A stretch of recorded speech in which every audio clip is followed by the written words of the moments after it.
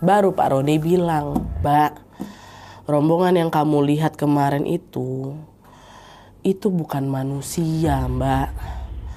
Mereka memang akan selalu datang ke pesisir pantai tiap sore.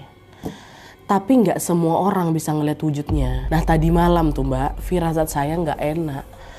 Betul kan rupanya Mbak diganggu sama mereka. Makanya pagi-pagi saya kesini kata dia. Nah di situ akhirnya Val pun nyeritain lah semuanya.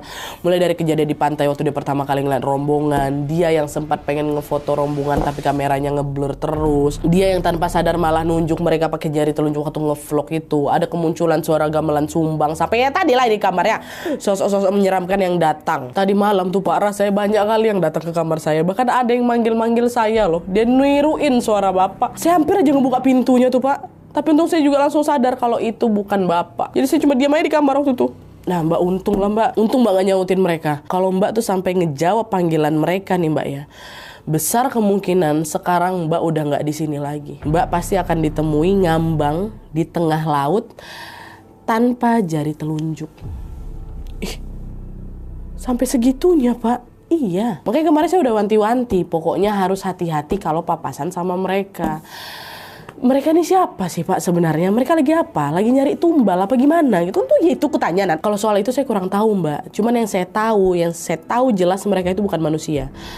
Selama 3 hari ke depan, kalau matahari udah terbenam, udah Mbak jangan keluar kamar dulu. Mbak cuman boleh dari pagi sampai siang aja, Mbak ya, kata kayak gitu. Kan aku juga udah lumayan panjang kan stay aku di situ, baru malam pertama. Nah, itu yang juga larangan keluar malam itu bikin rencana liburan aku jadi terganggu kan. Ya namanya juga orang liburan pasti pengen main sepanjang waktu, apalagi pantai pula sore itu kan prime time-nya kali kan. Cuma di situ aku juga sadar kalau keselamatan aku lebih utama. Jadi Val nurut-nurut aja tuh sama perintahnya Pak Roni tanpa berani nanya-nanya lagi. Nah sambil cerita sambil ngemalurin tangan Val pakai minyak kelapa itu, Pak Roni langsung ngegantung ada anyaman bambu ukuran kecil gitu lah di depan pintu kamarnya si Val. Katanya macam buat tolak bala gitu lah. Dan betul selama 3 hari ke depan Pak Roni ini juga rutin ngecek keadaannya Val buat mastiin kalau dia ini baik-baik aja. Dan alhamdulillah selama 3 hari itu Val tidak mengalami lagi gangguan apapun. Betulan gak diganggu lagi gitu loh. Udah cuma di malam pertama itu aja lah. Nah singkatnya tibalah di hari terakhir Val liburan di sana. Setelah dia check out, Val pamitan kan sama Pak Roni. Makasih ya Pak ya udah banyak membantu dan ngejagain saya selama di sini.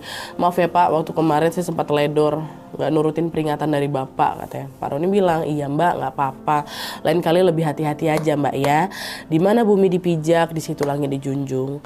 Yang saya bilang kemarin itu emang udah jadi aturan di sini Mbak. Di sepanjang